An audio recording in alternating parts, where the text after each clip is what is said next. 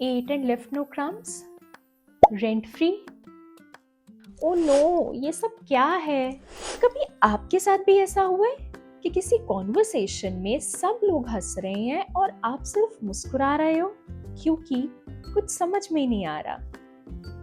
Don't worry, आज के बाद ऐसा नहीं होगा, क्योंकि आज मैं आपके लिए जेनजीज के कुछ ऐसे फ्रेजेस लेकर आई हूँ जिसमें हिडन वोकैबुलरी है। And the best part is, professional English के साथ साथ मैं आज के फ्रेजेस को हिंदी में भी प्रॉपरली एक्सप्लेन करूंगी। Let's start. इमेजिन करिए आपका कोई अपार्टमेंट है, वहां कोई आता है और रहता है बट आपको रेंट नहीं पे करता। रेंट फ्री का यही मतलब है। अब इसे हम कनेक्ट कैसे करेंगे?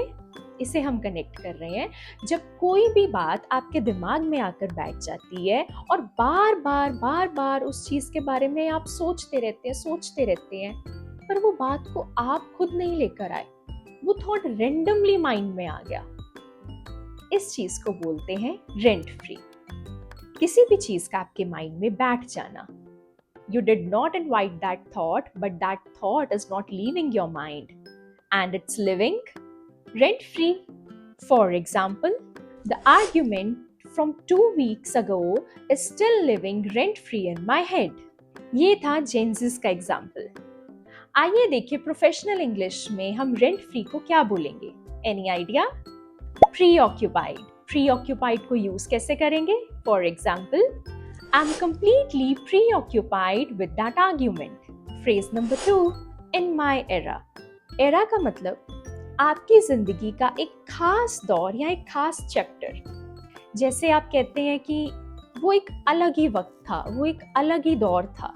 जेन ज़ी जिसे अपनी लैंग्वेज में कहते हैं in my era, मीनिंग मैं अपनी जिंदगी के एक नए चैप्टर में हूँ। In English, I'm going to explain this.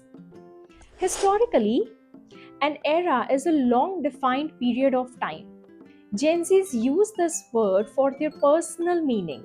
Gen Zs took that concept and made it personal.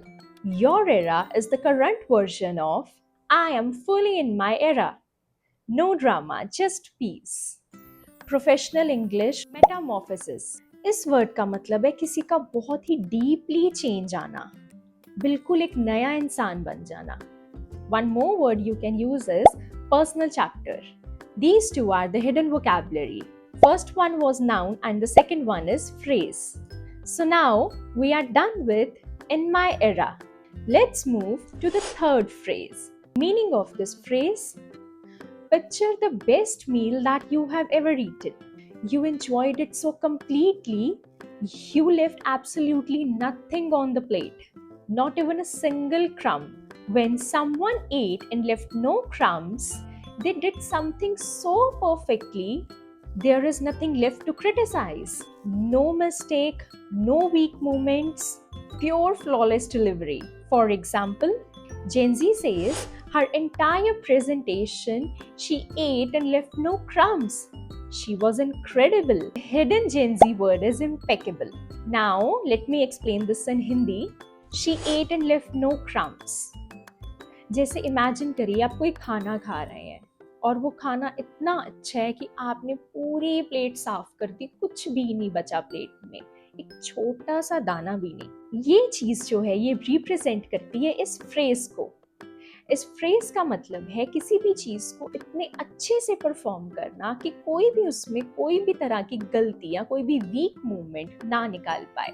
Her entire presentation at end left no crumbs. इसका मतलब उसकी प्रेजेंटेशन इतनी अच्छी थी कि उसमें कोई भी गलती नहीं निकाल पाया। I hope this phrase is clear to you. Let's move to the fourth one. Fourth phrase is it's giving. When Gen Z says it's giving, this means this thing has a very special feeling, vibe, or resemblance. It evokes some things. It reminds you of something. It radiates a particular quality. For example, Gen Z says the way she decorated the room, it's giving old Hollywood glamour. Hidden vocabulary is evoke. How you can use this? Let's look at the Pro English example. The aesthetic of that room strongly evokes the essence of old Hollywood glamour. Evoke एक verb है. Instead of this, you can use evocative, that is an adjective. इसका मतलब है bringing strong images or feelings to mind.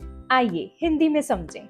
It's giving का मतलब है कि कोई ऐसी चीज जो आपको किसी और चीज की याद दिलाए, जैसे उसको देखकर आप बोलें कि ये चीज ना वो वाली चीज जैसी है, या ये चीज उस चीज की याद दिलाती है.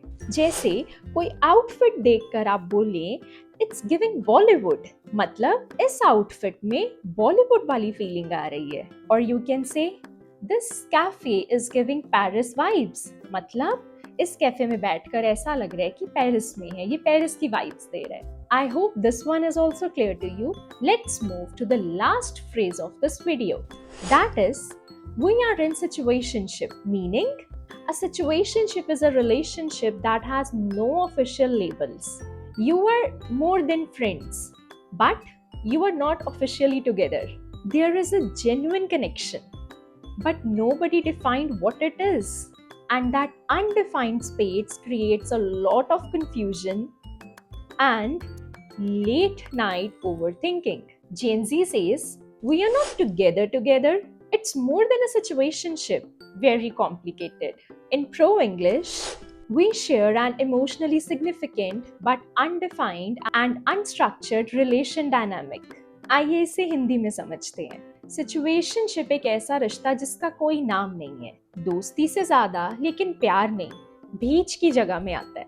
ना हाँ ना, बस सिचुएशन चल रही है.